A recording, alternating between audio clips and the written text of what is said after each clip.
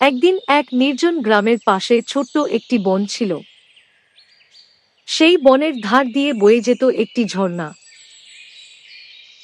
ওই গ্রামে থাকত রমিজ নামে এক গরিব কিন্তু সৎ কাঠুরে। প্রতিদিন সকালে সে তার পুরনো লাকড়ির কুঠারটি নিয়ে বন থেকে কাঠ কাটত আর বিকেলে বাজারে গিয়ে বিক্রি করত। একদিন রমিজ ঝর্ণার ধারে একটি গাছ কাটছিল। হঠাৎ তার কুঠার হাত ফসকে পানিতে পড়ে যায়।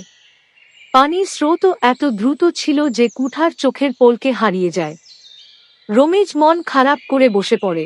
এখন আমি কিভাবে কাঠ কাটব? কিভাবে সংসার চালাবো? বলে সে কান্নায় ভেঙে পড়ে। হঠাৎ ঝর্ণার জল থেকে এক দেবদূত উঠলেন। তিনি বললেন, হে কাঠুরে, তুমি কেন কাঁদছ? রমিজ বিনয়ের সঙ্গে সব ঘটনা খুলে বলল।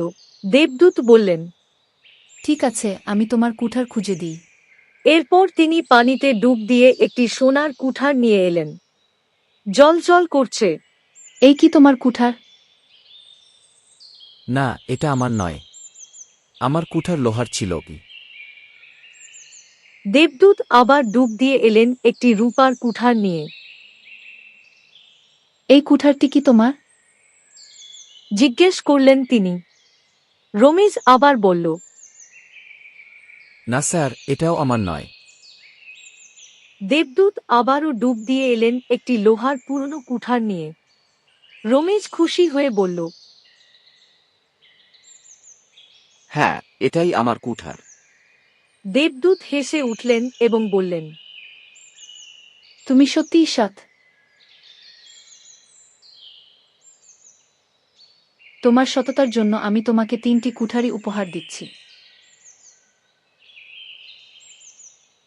রমিজ চোখে জল এনে দেবদূতের প্রতি কৃতজ্ঞতা প্রকাশ করল।